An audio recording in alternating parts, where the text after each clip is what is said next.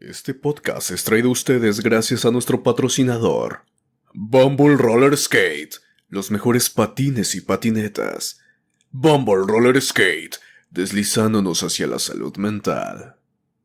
Sean ustedes bienvenidos a El Aquelarre. Este es un podcast donde queremos acercar a la psicología a la vida cotidiana. Esos lugares comunes donde siempre he estado pero que a veces no notamos.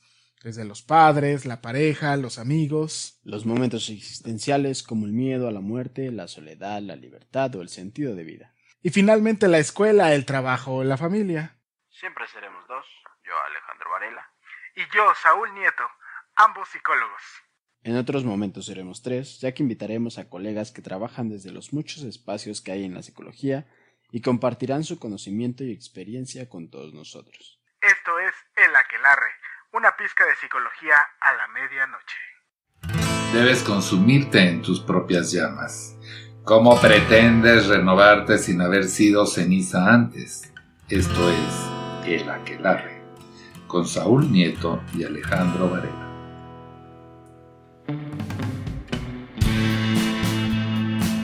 ¿Qué tal? Muy buenas tardes, muy buenos días, muy buenas noches. No sé en qué agradable hora del día nos esté escuchando, pero es un nuevo martes y estamos aquí una vez más en su podcast querido, El Aquelarre. Como otras noches, no me encuentro solo. Está ahora enfrente de mí a mi querido colega el Dinamita Café, Alejandro. ¿Qué tal, Alejandro? ¿Cómo estás? ¿Qué tal, Saúl? ¿Qué tal? Muy bien. Siempre te digo, un gusto estar aquí contigo, estar grabando, y sobre todo con esas presentaciones, ¿no? Son la onda. Además, no somos solamente tú y yo esta vez. Así es, amigo. El día de hoy estamos acompañados. Así es, está con nosotros el maestro Jesús Estrada, que nos va a venir a hablar acerca de una parte de la psicología que, pues, no a todos nos gusta, no a todos nos es motivante, pero que tiene una base muy importante. Es un tema, a mí me llama la atención y creo que sí es un punto de quiebre de lo que ahora conocemos como psicología. Perfecto. Sin más preámbulo, ¿qué tal, maestro? ¿Cómo está? ¿Cómo se encuentra? Hola, buenas noches, buenas tardes, buenos días. Bienvenido aquí a La Aquelarre. Bueno, pues encantado de estar aquí con ustedes compartiendo estos conceptos, estos conocimientos de la psicología para que nos ayude a nosotros y a todo el público a tener un concepto más amplio, más certero y pues más ilustrativo de lo que es la psicología y que les ayude a poder tener este bagaje de conocimientos sobre la psicología y que les ayude en su concepción de esta ciencia y en su trabajo pues ya profesional. Perfecto, pues antes que nada, Alejandro, léete el currículum del maestro Jesús. Claro que sí, nuestro invitado es el maestro Jesús Estrada. Él es licenciado de la carrera de Psicología de la Facultad de Estudios Superiores Iztacala. Es maestro en Ciencias de la Educación, egresado de la Universidad del Valle de México y ha sido profesor del SIX Unidad Santo Tomás por 19 años, amigo. Ah, 19 es 19 años. Un tramote. Así es, 19 años que nos ha estado compartiendo, hablando principalmente al respecto de la sensopercepción, el pensamiento, el lenguaje y el aprendizaje. Perfecto, no, pues trae con queso las quesadillas acá, usted Jesús, de verdad que sí. Sin mayor preámbulo, ya estamos a 3 de terminar la temporada, el capítulo, ya es el capítulo 20, a poquito nada de terminar la primera temporada, la parte científica de la psicología, la conducta. Pues, adelante, a ver, ¿con qué partimos? Bueno, pues antes que nada, les quiero compartir que históricamente la psicología siempre se ha tenido el concepto de psicología desde la época de los griegos. Ya se consideraba la psicología. Ya estaba presente. Ya estaba presente. Sin embargo, no estaba presente como una ciencia. Okay. Siempre cuando se hablaba de psicología, se caía en dos áreas. Una, podría ser el área de la filosofía. Okay. Si tratábamos de explicar el comportamiento con cuestiones, por ejemplo, como el alma, o podía caer en el ámbito de la medicina, de la fisiología, si se trataba de explicar la conducta desde el punto de vista fisiológico, neurológico. O sea, como todo, como muy biologicista. Como muy biologicista. Ah, ok. Y así se explicaba la conducta. Sin embargo, en estos dos aspectos todavía no era la psicología considerada pues como una ciencia. Era lo que se le llama una disciplina filosófica. El ser humano, cuando trata de despejar dudas, comienza pues por medio del razonamiento, de la deducción, de la intuición. Un poco empírico. De manera empírica y, digamos, filosófica. Ok. A sacar deducciones de lo que sea. Pero cuando estos temas no tienen un método científico, son una disciplina filosófica. Como ahorita tenemos la ética, la estética, la filosofía de las religiones, la teología. Okay. Entonces, sí son conceptos dignos de tomar en cuenta y de seguir estudiando, pero todas estas no se pueden considerar como ciencia, sino como disciplinas filosóficas. Y así en este sentido estaba la psicología. Okay. ¿Cuándo es cuando la psicología puede constituirse ya como una ciencia? Cuando ya es factible de tener una manera de ser medible, de ser bajo este concepto de la filosofía positivista. Voy a hacer un paréntesis. ¿A qué se refiere con positivismo? Bueno, el positivismo viene siendo esta parte de los científicos que solamente van a creer en lo que se puede demostrar, en lo que se puede medir y en lo que se puede comprobar. Ahí sería este concepto del positivismo. Es que no se vaya a confundir con que hay que echarle ganas y no, tiene que ver con otra cosa. De que hay que ser positivos. Así es. No. Sí. Okay. No, eso no es. Bien, entonces aquí, ya en 1850, 50 y tantos, existen dos investigadores que son Fechner y Weber, que hacen estudios de la sensopercepción sobre el peso y cómo diferenciar los pesos, por ejemplo, entre una mano y otra mano, etcétera. Y por ahí sacaron la ley de Weber para la diferenciación de peso. Y bueno, comenzaron ya a hacer estos pininos de hacer estos procesos psicológicos de una manera medibles, como en este caso sería el proceso psicológico de la percepción. Pero no es sino hasta 1879 que Wilhelm Wundt, en su laboratorio de la Universidad de Leipzig, Alemania, crea el primer laboratorio dedicado a las investigaciones psicológicas.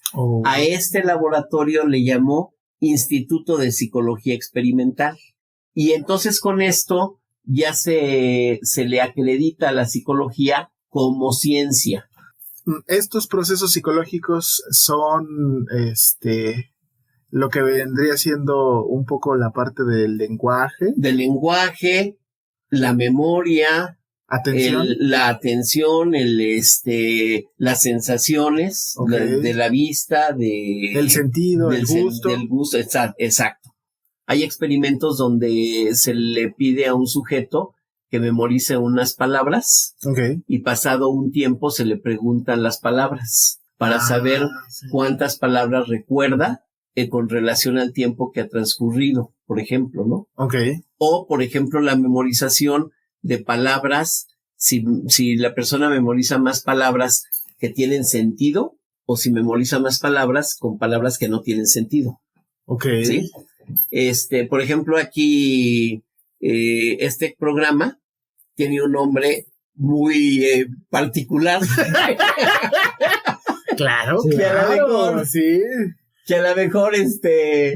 no toda la gente lo puede recordar por lo peculiar del nombre, ¿no? Entonces, en cambio, si le hubieran puesto los gorditos. ¿Qué nos está queriendo decir? No, porque aquí no todos son negritos, ¿verdad? Pero no todos son gorditos, perdón. Pero, por ejemplo, si se ponen los gorditos, todo mundo se aprende el nombre del programa, ¿no?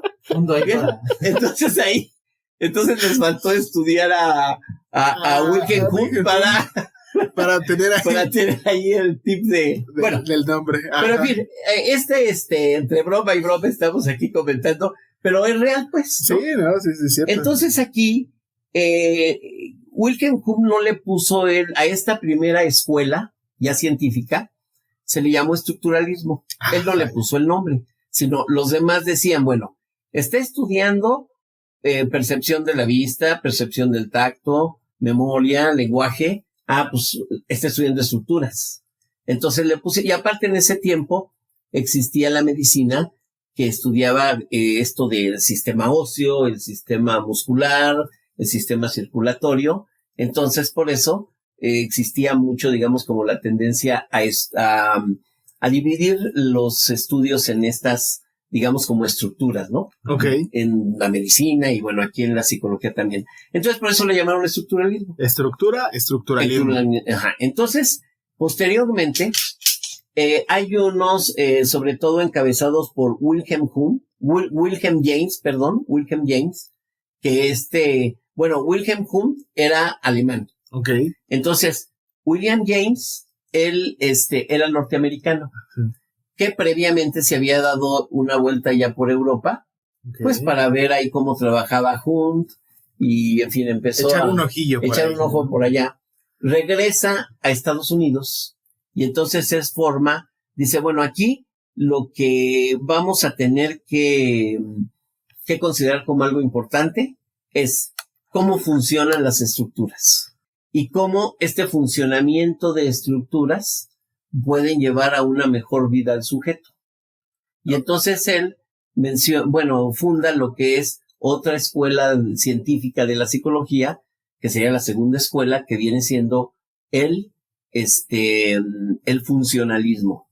Uh-huh. O sea, James ya busca una aplicabilidad en la funcionalidad de las personas. Wundt lo único que hizo fue descubrir cómo funcionan las estructuras. ¿Cómo se da? Sí. Okay. Y este hombre, aparte de que sí busca efectivamente, como tú dices, cómo va a funcionar mejor el ser humano en la realidad, también busca el decir, estas estructuras están bien, pero lo que es importante es ver cómo funcionan estas estructuras y cómo se entrelazan también las estructuras y cómo le van a ayudar finalmente a funcionar al sujeto. Entonces a esto se le llama funcionalismo. Aquí el funcionalismo también toma mucho en cuenta la teoría de la evolución. Entonces incluso él también dice que por ejemplo, que los procesos de inteligencia o que la persona inteligente va a poder tener una mejor función en la sociedad con la gente, digamos, menos inteligente. Okay. Ahora, ya yo he analizado y yo a título personal. A título personal, yo diría lo siguiente, efectivamente. Aquí el problema es que muchas veces la gente podemos ser muy inteligentes, pero una cosa es que tengamos inteligencia y otra cosa es que usemos la inteligencia. Okay. Entonces, para ser funcionales en la realidad, esa inteligencia poquita o mucha que tenemos que explotarla y aplicarla para hacer cosas inteligentes. Okay. Entonces, con esto podemos ya ser más cautos en lo que hablamos, porque lo que hablamos nos puede generar un problema, digamos, con la sociedad. Entonces aquí esto es muy interesante. Se tiene una inteligencia que el ser humano ha desarrollado a través de la evolución, okay, pero lo importante también es cómo vamos a aplicar esa inteligencia. Ahora, aquí ya el funcionalismo, William James, ya va a aceptar trabajar, mientras el estructuralismo nada más trabajaba con adultos normales, porque pues les pedía la introspección, ¿verdad? Que dijeran qué pensaban, etcétera, o qué sentían, o qué veían, o dime las palabras que te aprendiste, etcétera. Tenían que introyectar para poder dar eso, ¿verdad? Aquí el William James dice, no, también podemos trabajar, por ejemplo, con personas con deficiencia mental o con inteligencias disminuidas, precisamente para sacar la diferencia que hay entre los inteligentes normales o superiores con inteligencias disminuidas, por ejemplo, ¿no? Ok. Y entonces él ya opta por trabajar también con personas no necesariamente normales, intelectualmente hablando, ¿no? Sino también con personas disminuidas. Y también ya comienza con la idea de trabajar con animales en sus experimentos. Y luego, posteriormente de ellos, por ahí, bueno, el funcionalismo funciona ahí por 1890 y tantos, ¿verdad? Ya cerca del siglo XX. Y ahí viene digamos, una partecita, como que va a servir de pie a la siguiente escuela, que es el conductismo. Okay. Esta partecita sería la psicología rusa. La psicología rusa, pero esto sería, lo dejaríamos nada más para que todos estén pendientes de otro capítulo, porque podríamos, este es un capítulo muy interesante y muy amplio, donde hablaríamos exclusivamente de puro aprendizaje, donde allá en Rusia, Iván Petrovich Pavlov, íntimo amigo mío, estaba haciendo unos estudios en el sistema digestivo. Sí, con los perritos. Con los perritos, ¿no? Entonces, pero bueno, él obviamente tenía a estudiantes doctorantes, ¿verdad? Que estaban estudiando el doctorado y eso. Y era pues a los que traía de achichincles. Y les dice, toma, llévale. Les puso unas cánulas a los perritos para que segregaran saliva y segregaran ciertos gástricos, jugos gástricos, ¿no? Ajá. Y medirlos. Entonces, pues sí, la primera vez les llevan a los perritos y miden muy bien las secreciones. Perfecto. Pero ¿qué creen? Que a través del tiempo, cuando llegaban ya ellos con la comida, pues ya el perrito ya había secretado los jugos y saliva. Y ya van con Pavlov y ya no podemos seguir nuestro estudio porque pues ya está salivado antes de que les demos la comida. Entonces Pavlov ahí es donde comienza a estudiar por qué hay la secreción antes de que vean la comida. Y bueno, ya esto lo dejaremos para otro capítulo para que todos se queden picados y no, yo sí me quedé picado. Y no nos pierdan. Pues es la antesala del estímulo y la respuesta, ¿no? Entonces después hace ya estudios que ya después ya veremos, ¿verdad? Y entonces descubre el condicionamiento clásico, que es parte de la explicación del aprendizaje. Ok. Bien, entonces partiendo de ahí, acá en Estados Unidos, allá por 1913, existe un señor que se llama John Watson. Claro. Entonces, todo psicólogo ha escuchado de Watson. Sí, es Sí, bueno, se manchó con un niño, ¿verdad? Efectivamente, que el niño Albert. Lo que más conocemos. Exactamente esa crisis histérica que le produjo, porque cuando el niño tomaba un animalito peludo, ¿verdad? Les daba un ruido muy fuerte, muy agresivo, y entonces el niño, pues después hasta se alejaba del animalito peludo, ¿verdad? Aunque se le acercara el animalito, porque sabía que si había contacto había ruido, ¿no? Y bueno, efectivamente, pero ni modo, son héroes de la ciencia. Niño Albert, todos te adoramos por... Gracias a ti. Gracias a ti. Nació la ciencia. Un besote a donde estés. Ojalá sí, no haya un animalito peludo, ¿no? No, ya después sí quisieron hacer el contracondicionamiento, pero la mamá dijo, no, ya me llevó yo antes de que le hagan otra cosa y se lo llevó. Sí. Y ya no supimos qué pasó con el niño, ¿verdad? Sí. Después se contracondicionó solito, si hubo una extinción, o si todavía siguió. Pero bueno, en fin, entonces Watson, él estudia que en lugar de dar primero el estímulo y registrar la respuesta, haciendo la aclaración que en el condicionamiento clásico de Pavlov, la respuesta son exclusivamente los que se estudian son respuestas fisiológicas. O sea, no de conducta, no conductuales, sino fisiológicas. Todo lo que el cuerpecito salivación, sudoración, frecuencia cardíaca, la pupila si se hace chiquita o grande, o sea, todo eso es lo que son los estímulos, o las respuestas más bien, que estudia el condicionamiento clásico. Ok. En tanto, el condicionamiento operante, que ahora sí es lo que ya se conoce como conductismo, pero nace también gracias a estas propuestas que hizo de aprendizaje Pavlov. Si no, pues no hubiera estado canijo, ¿no? Sí. Entonces, lo que hace Watson, crean los conductistas un paradigma que se le llama la triple contingencia, donde hay primero la presencia de un estímulo antecedente y después viene una respuesta. Pero después se le aplica al sujeto un estímulo consecuente. Entonces, por eso es triple contingencia. Estímulo antecedente, respuesta, estímulo consecuente. Ok.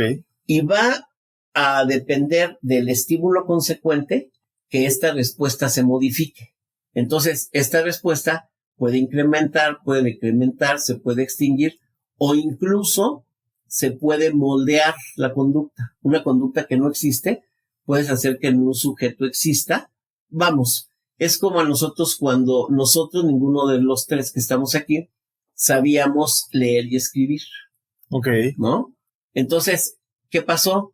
Que nos moldearon una conducta de aprender a leer y escribir. Una vez establecida esa conducta, aunque nos dejaron nos daban a la mejor, sin duda, nos daban algunos estímulos gratificantes cuando lo hacíamos bien. Sacaste 10. Y nos daban algunos, y la estrellita en la frente, ¿no? Los sellitos y toda la... Con la salivita de la maestra, ¿no? Y te pegaban el COVID y demás, pero tú feliz te ibas a tu casa con esa... Hasta hay una canción de Chabelo, ¿no? Sí. Eso. Sí, que me puso un rayón y que la estrellita y que mi mamá le gustó el rayón que me puso y que no sé qué. Exactamente. Okay. Bueno, así como tenían esos estímulos gratificantes por hacer bien las cosas, pues también había, y sobre todo en la época, pues digamos que ahí me tocó ser niño y anterior a mí, pues estaban los estímulos aversivos, ¿no? Por estar escribiendo con la mano izquierda, tómala un reglazo en los dedos, ¿no? Entonces, obviamente, esos eran estímulos castigantes, aversivos, que te decrementaban una conducta, ¿no? De escribir, por ejemplo, con la mano izquierda, ¿no? Entonces, esto, pues por toda esta aplicación, se formó en nosotros, nos moldearon la conducta de saber aprender a leer y escribir. Y esa conducta, por ejemplo, ya no se ha extinguido. Okay. Hay conductas que sí, si las dejas de practicar, se extinguen. Pero, por ejemplo, como esta, no se extingue. También porque estamos muy reforzados, porque a fuerza necesitamos siempre la idea de leer y escribir. Exacto, sí. Ves, anteriormente los libros, el periódico, y actualmente, pues, todo el internet y todo esto que tenemos, ¿no? Entonces todo eso se refuerza. Y ahora, ¿cuándo es cuando en un momento dado sí puede haber un retroceso en esto de la lectoescritura? Pues, por ejemplo, sí hay un retroceso en los niños que son deficientes mentales. Pueden aprender algo y al rato que se regresaron de vacaciones ya no se acuerdan. Okay. ¿Sí? En ellos. O en la otra que puede haber algún accidente vascular en la cabeza, ¿no? Algún derrame cerebral, en fin. Un golpe. Y entonces con eso también puede ser que después ya no sepas cómo se escribe o cómo se leen las cosas, ¿no? Ok. Pero bueno, esta sería la situación. El caso es de que el conductismo, pues se va regresando en sí a la teoría, va el conductismo a estudiar toda la conducta. Cómo la incrementamos, cómo la decrementamos, etcétera, ¿no? Pero únicamente aquí el conductismo no acepta nada de introspecciones, ¿es la palabra correcta? Sí. Ya no, nada más. Por eso tiene la posibilidad de trabajar con animales en el laboratorio. Claro. Porque a la Rita, oye, ¿cómo sentiste? No le pregunta eso. O sea, simplemente, si le da una descarga eléctrica, no le pregunta si le dolió o si fue muy fuerte y le baja, no. Solo simplemente dicen cómo reacciona. Se observó que dejó de palanquear. Entonces sabemos que dando un estímulo, y ahora sí, el experimentador incluso le puede variar la intensidad del estímulo de la descarguita eléctrica y ver, pues con tanta descarga eléctrica, digamos, tuvieron que hacer 10 ensayos para que decrementara su conducta. Pero si le aumento la descarga a tanto, pues con uno solo es suficiente para que se elimine la conducta. Entonces todo eso, como ustedes se pueden dar cuenta, estamos ya muy interesante porque podemos medir, evaluar, controlar todo esto de la conducta. Okay. Entonces, si doy estímulos demasiado severos, pues la conducta va a decrementar de volada. Si doy estímulos menos severos, pues pueden ser que se decremente, digamos, de manera diferente, ¿no? O hay, por ejemplo, programas, porque de aquí surgieron también con esto tan sencillito de los estímulos y las respuestas, estímulos aversivos y estímulos gratificantes, se fueron haciendo programas. Bueno, de aquí ya se deriva toda una amplia gama de cosas, ¿no? Por ejemplo, a los estímulos gratificantes, por ejemplo, en la calle, si la maestra del kinder le dice, oiga, a su niño estimúlelo porque es grosero. La mamá puede pensar que estimularlo significa comprarle un dulce. Okay. Pero no, puede significar darle un manazo cada vez que diga una grosería. Esa es una manera de estimular, ¿no? Okay. Pero entonces ustedes pueden ver cómo aquí es muy interesante porque el bagaje que usamos en el medio social, aunque son los mismos términos, ya cambian de manera diferente, sí, ¿no? Entonces aquí un estímulo puede ser gratificante o puede ser aversivo, sí, o castigante. Entonces aquí, bueno, ya existen otro tipo de cosas, por ejemplo, que vieron que hay el estímulo o el reforzador que le llaman positivo, es porque das algo gratificante. El reforzador negativo, bueno, la característica que tienen los reforzadores es que incrementan la probabilidad de ocurrencia de una respuesta. Okay. ¿Sí? Y el castigo va a decrementar la probabilidad de ocurrencia de una respuesta. Pero entonces, si yo voy a incrementar la probabilidad de ocurrencia de una respuesta, puedo dar un reforzador positivo o un reforzador negativo. Reforzador positivo es cuando das algo. Algo lindo, ¿no? Y esto va a asegurar que incremente la respuesta. Y el reforzador negativo es cuando vas a quitar algo que le gusta al sujeto por no haber realizado la acción. Por ejemplo, en la escuela, o en la vida real. No, porque para mí en la escuela es importante esto que nos mencionas, porque en la escuela a mí me costaba mucho trabajo el diferenciar un reforzador negativo a un castigo. Positivo. Un castigo. Porque era diferente. Sí, para mí era como los negativos y castigo es como lo mismo, pero justo no, es diferente.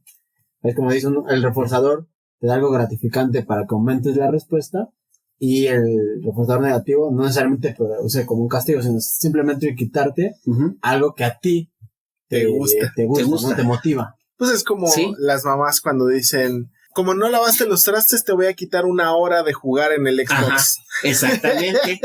Ese es un reforzador negativo. Así es. ¿Por qué? Ahora, aquí hay una situación que va a depender de cuál es la conducta objeto. Si tu conducta meta es incrementar que laves los trastes, eso se considera como un reforzador negativo, lo que acaba de decir Saúl. ¿Sí? Porque tu conducta meta es incrementar el que lave los trastes. Si la conducta fuera decrementar, entonces ahí ya estaríamos hablando del castigo. ¿Sí? Entonces aquí, por ejemplo,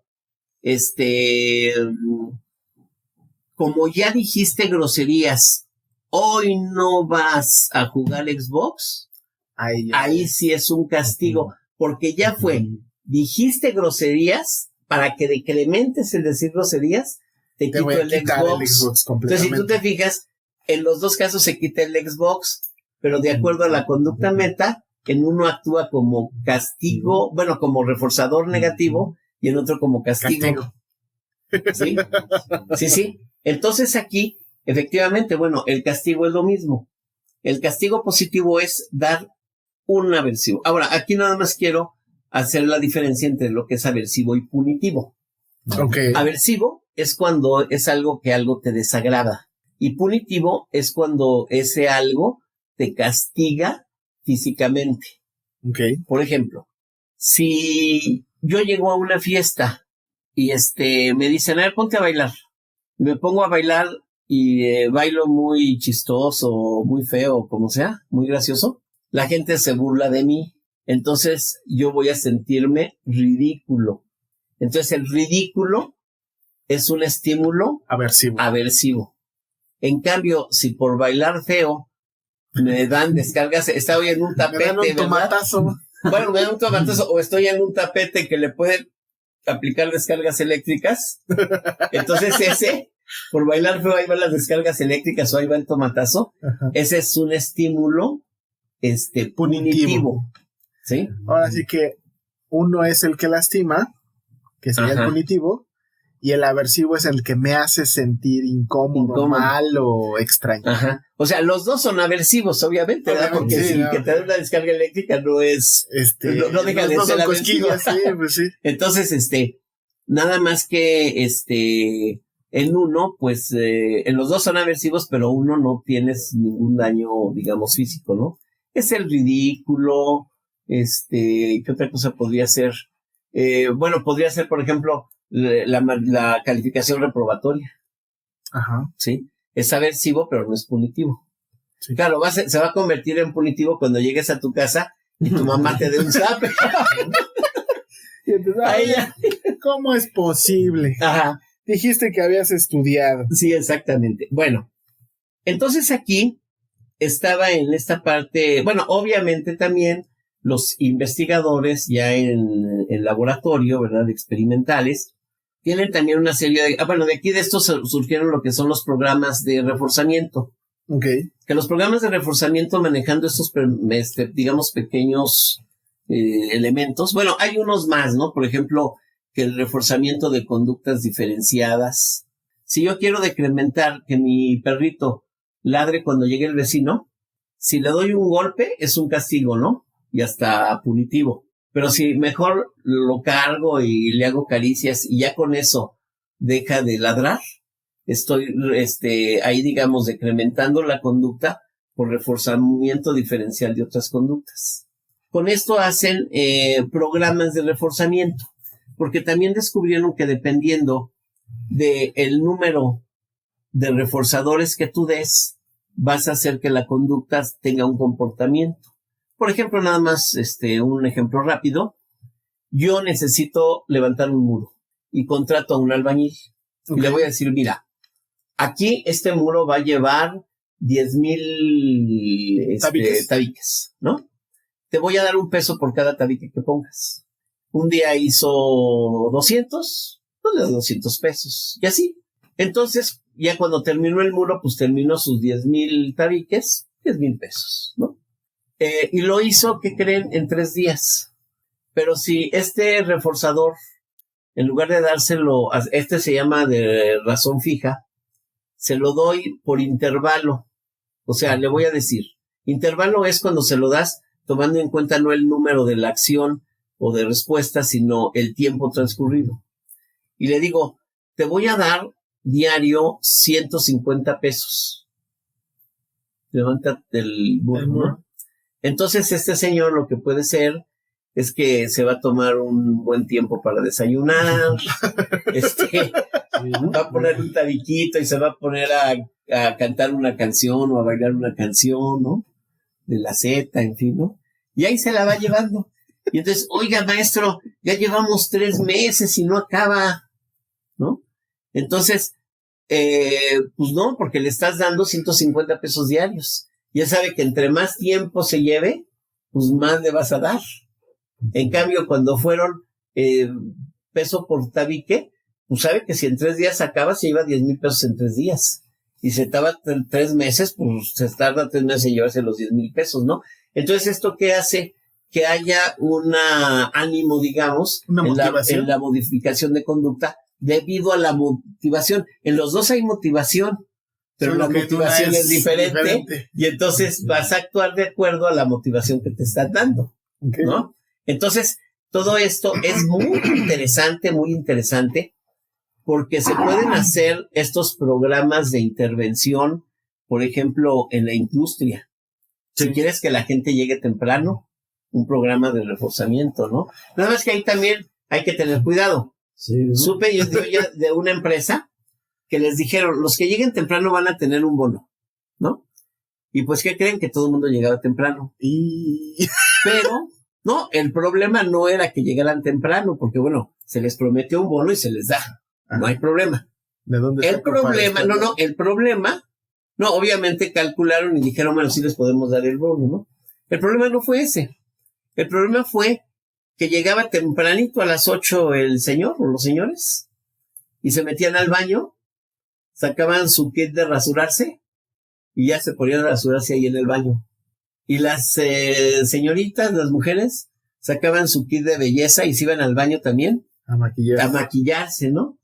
Entonces empezaban a trabajar pues hasta las 8:30 o 8:45. Entonces, Salió la misma. entonces salió la misma porque las horas laborales pues no se cumplían, porque entonces en eso es lo que hay que tener, digamos, cuidado, ¿no? Entonces aquí, pero bueno, a lo que voy es que los programas de reforzamiento que tú manejes, o lo mismo que se puede manejar en las escuelas, Ok. ¿sí? El que acabe primero va a tener un punto extra. Ya están en el examen. Ching. Aquí está. Y el primerito ya sabe que tiene su punto extra, ¿no? Ajá. Y al último ya no se lo voy a recibir, ¿no? Ah, se Y me entonces- pasaba seguido la vocación. Sí. Entonces estas son nada más ejemplos así muy a grosso modo, No, pero pues son de pero la vida. Casos de la vida son real. casos de la vida real. Vi precisamente, me mandaron un Face en donde dice el maestro, al último, que están todos así en la pantalla, pero con prendida la pantalla. Entonces el maestro dice, el último que prenda la pantalla va a exponer la clase de mañana. Y luego, pum, pum, pum, se ve como Como palomitas. van apareciendo todos. Y ya dice, no es cierto, nada más era un TikTok. Y entonces, pero vamos, ahí podemos estar viendo cómo puedes estimular, motivar la conducta. Entonces, hasta aquí, pues todo está muy bien. Ok. Pero resulta que, ¿qué creen? Que llega otra propuesta del mismo conductismo, Ok. que ahora se va a llamar, se llama neoconductismo, porque hubo la intervención de un concepto ahí filosófico que se llamó empirismo lógico. El empirismo lógico consiste en que está basado en no empirismo, positivismo lógico. Está basado en la misma corriente científico-positiva, pero con aquellas cosas que no se pueden manipular físicamente. Ok. Por ejemplo, la caída, la fuerza de atracción, La fuerza de gravedad. la fuerza de gravedad. Esa, pues tú no la puedes ver manipular. O sea, simplemente sí sabemos que existe Un objeto que cae. un objeto que cae. Entonces esto se le llamó positivismo lógico.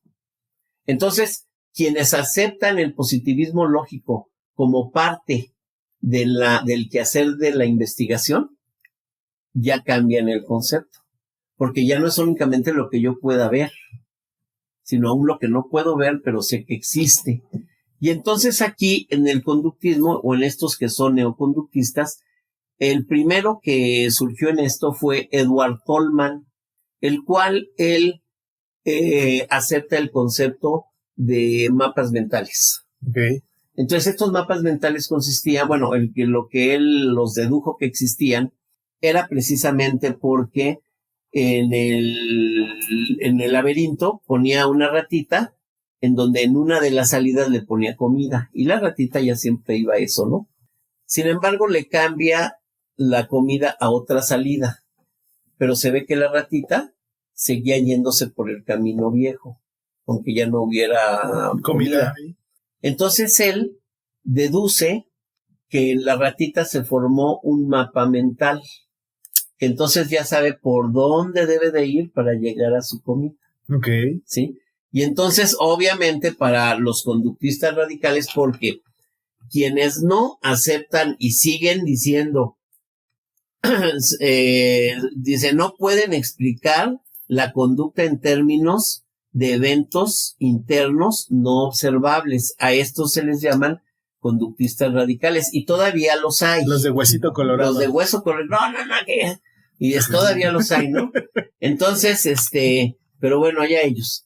Y hay otros, ¿verdad?, que caeríamos dentro del conductismo metodológico, así se le llama a esto corriente, digamos, que la conducta se usa para catalogar eventos cognitivos, o sea, usas la conducta para poder evaluar los eventos internos, los eventos que se les llamamos encubiertos. El pensamiento es una conducta, o sea, es una conducta, sigue siendo una conducta, pero está encubierta, entonces no la vemos. Entonces vemos que si este boxeador, el Canelo, empujó a su contrincante, o sea, tú estás viendo la conducta, pero de ahí deduces el pensamiento. Algo le dijo de su jefecita, ¿sí?, al Canelo. Ya después él dijo, es que dijo de mi mamá. Y aquí al mexicano no le puede decir nada de su mamá. Al gringo no le puede decir nada que es un perdedor. Sí le puede decir de la mamá.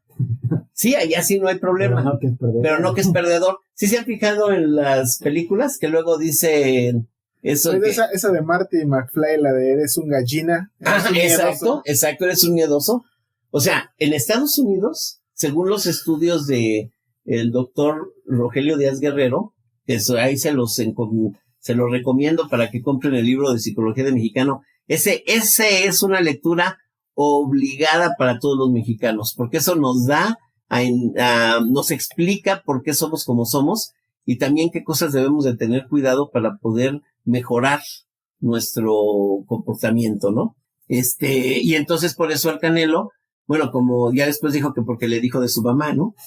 Que aparte, pues bueno, te puedes decir y que te diga, ¿no? Pero pues para él, por esta cultura mexicana, entonces nosotros vimos cómo lo aventó 2 metros. Entonces, cómo lo avienta, entonces tú ahí puedes deducir el pensamiento que tenía. O sea, tenía un pensamiento de enojo, evidentemente. Entonces digamos, el conductista radical dice, empujó con tantos centímetros de fuerza tanta fuerza, tantos kilos de fuerza por centímetro cuadrado, y fue a dar 2 metros, ¿no? Ese sería el conductista radical. O sea, no es que se enojó, yo no sé si se enojó, yo nada más sé que lo aventó, punto. Hasta ahí. Y el conductista metodológico, sí, él sí reconoce esa conducta como una expresión de la conducta encubierta, que es el pensamiento, ¿sí? Okay. Entonces, este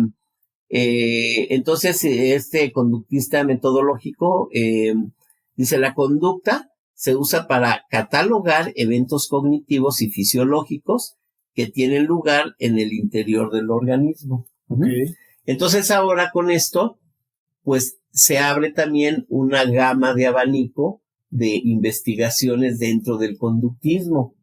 Entonces ahí empiezan a existir, por ejemplo, teorías ya como esta técnica de desensibilización sistemática para trabajar las fobias. Las fobias son miedos irracionales. Entonces esta técnica pues toma en cuenta el condicionamiento que hay por el cual tienes aversión a ese evento, ¿verdad? Y te va por medio del pensamiento, va haciendo que te imaginas o te imagines que te acercas a ese evento fóbico, pero mediante una técnica de relajación, hasta que puedes acercarte al evento fóbico sintiéndote relajado. Okay. Obviamente se llama desensibilización sistemática, porque lo vas haciendo por aproximaciones sucesivas. Primero, si le tienes fobia a una araña, bueno, primero es imaginarte la araña, después te la enseñan en fotografías, después te pueden enseñar una araña ya real, pero en una botella, y así hasta que realmente, si después puedes tener un acercamiento, o bueno, no la imprudencia de tomar una araña, ¿verdad? Pero sí que tengas ya cerca una araña y no sientas fobia, ¿no? Entonces, esta técnica, por ejemplo, se basa ya en técnicas conductistas y con elementos del conductismo, ¿sí? Okay. Igual la terapia racional emotiva también está basada ya en esto.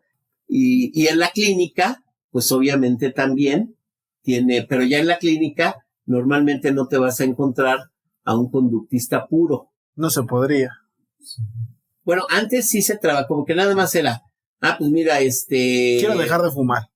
¿Quieres dejar de fumar? Por ejemplo, tenemos ahí la técnica de explosión. ¿En qué consiste? Te doy 5 cajetillas y no te dejo de ir aquí hasta que te acabes todas. Ok. O ya guacares, ¿no? Ya. Lo que ocurra primero, ¿no? ¿Qué ocurre? Pues que fumas y ya es tan aversivo que no vuelves a fumar. Técnicas, o sea, sí hay técnicas conductistas para la clínica, para modificar conductas, Okay. ¿sí? Pero estarías muy limitado si nada más utilizas lo conductual. Entonces ahora, normalmente un psicólogo clínico conductista va a ser cognitivo-conductual. Entonces va a tratar de identificar, por ejemplo, si tienes pensamientos mágicos.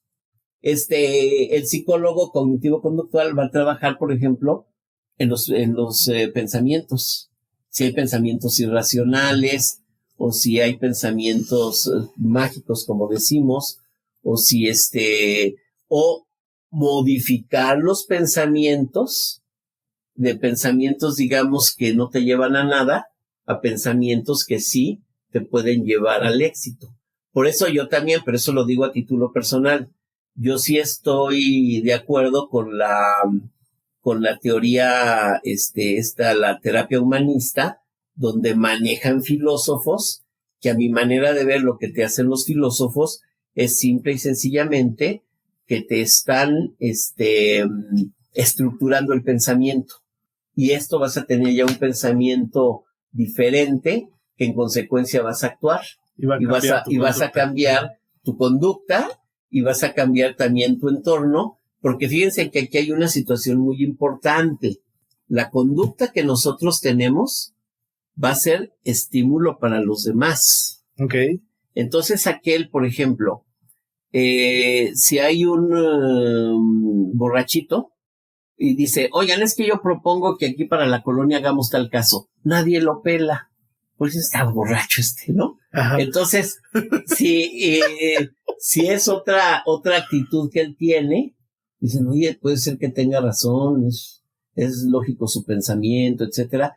Entonces le van a hacer caso. Entonces, la conducta que uno tiene es la que va a hacer a la vez un estímulo evocador de la conducta de los demás. Okay. Entonces, por eso ahí es tan interesante y tan apasionante esta parte de la psicología. Totalmente. Hasta Híjole, ¿no? así es, ¿no? Pues realmente es muy poco tiempo para un montón de información. Como primer brochazo estuvo excelente, ¿no? Creo que nos va a faltar, claro que tienes que venir a otros capítulos a seguirnos hablando. Cuando ustedes quieran, aquí estaré. Perfecto, pues, ¿algo que quieras concluir? Pues nada más quiero agradecerles a ustedes dos que han tenido esta idea brillante de hacer este programa, que he estado siguiendo las cápsulas que han sacado, y creo que son muy ilustrativas y ayudan a la sociedad. Entonces es algo que es loable, plausible, que ustedes como psicólogos estén aportando, estén teniendo una función social para, pues, mejoramiento de todos, ¿no? Entonces, pues nada más espero, ¿verdad?, que todos los que nos escuchan, pues también tomen nota de este programa y de todos los demás, porque realmente sí ayudan a encauzar una mejor, mejores condiciones para nosotros mismos vivir mejor, ¿no? Entonces los felicito y pues yo estaré aquí encantado cuando sea necesario estar aquí. Perfecto. Muchísimas gracias, pues. Alejandro, échate las redes. Claro que sí. Estamos en varias plataformas de podcast, sobre todo en Spotify. Google Podcast. Ahí estamos en Instagram, en Facebook y YouTube como el Aquelarre Podcast. Ahí síganos, comenten, denle me gusta, compartan, para que pues como dice Jesús, llegue esto a más personas. A más personas, es correcto. Y Facebook, redes sociales o algo. Bueno, tengo, pero yo no sé ni cómo se... Está bien. Cualquier cosa que necesiten. Ya saben que los que ya somos ya estoy, les confieso, casi en el 7º piso. Ok. Tengo 69 años y ustedes saben que todos los que estamos... Sí uso mi Facebook. Ok. Estoy ahí como Jesús Estrada Salas. Ok. Pero pues nada más ahí. Ok, cualquier duda, pregunta que tengan, pues nos la pueden hacer llegar a nuestras redes. Nos aseguraremos de que llegue a Jesús. Y ya nada más como un extra, recuerden seguir, escuchar a través de igual las plataformas de podcast y de YouTube a La Maldita Historia con Oscar Olek. Ya esta semana, ahora sí ya viene, el capítulo de la Segunda Guerra Mundial va a estar bastante interesante. Chéquenlo, cáiganle, denle todo su amor a los hijos e hijas malditos de la historia. Pues finalmente, qué gusto haber estado aquí, qué gusto compartir. Vamos a cerrar este programa con la frase de la semana. Un fracaso no es siempre un error. Puede ser simplemente lo mejor que se pueda hacer en esas circunstancias. El verdadero error es dejar de intentarlo. Burton Frederick Skinner. Ay. Que tengan excelente noche día. Nos estamos escuchando el próximo martes. Hasta la próxima. Nos vemos. Hasta luego.